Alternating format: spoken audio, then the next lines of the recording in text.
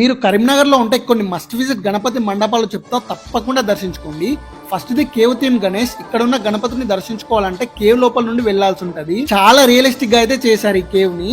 Second the Ramnagar లో ఉన్న గణపతి. ఈ గణపతిని మొత్తం మట్టితోనే చేశారు. ఈ గణపతి హైట్ వచ్చేసి 32 ఫీట్స్ హైట్ అయితే ఉంటది. Third the flight theme Ganesh. ఇది కరీంనగర్ నుండి పెద్దపల్లి వెళ్లే హైవే కి పక్కనే ఉంటది. ఇక్కడ ఫ్లైట్ అయితే ఎలా ఉంటుందో అలా అయితే డిజైన్ చేసి పెట్టారు. చాలా బాగుంది అసలు. Fourth the old bazaar Ganesh. ఇక్కడ స్వప్న చిరంజీవి అనే థీమ్ తో గణపతిని అయితే ప్రతిష్ఠించారు. Fifth the Gandhi road Ganesh. ఇక్కడ రాధాకృష్ణుని థీమ్ తో అయితే గణపతిని ప్రతిష్ఠించారు. చాలా బాగుంది అసలు. డెకరేషన్ కూడా చాలా సూపర్ గా ఉంది. Sixth the Shastri road Ganesh. ఈ గణపతి మనకు ఐస్ ఓపెన్ అండ్ క్లోజ్ చేస్తుంది.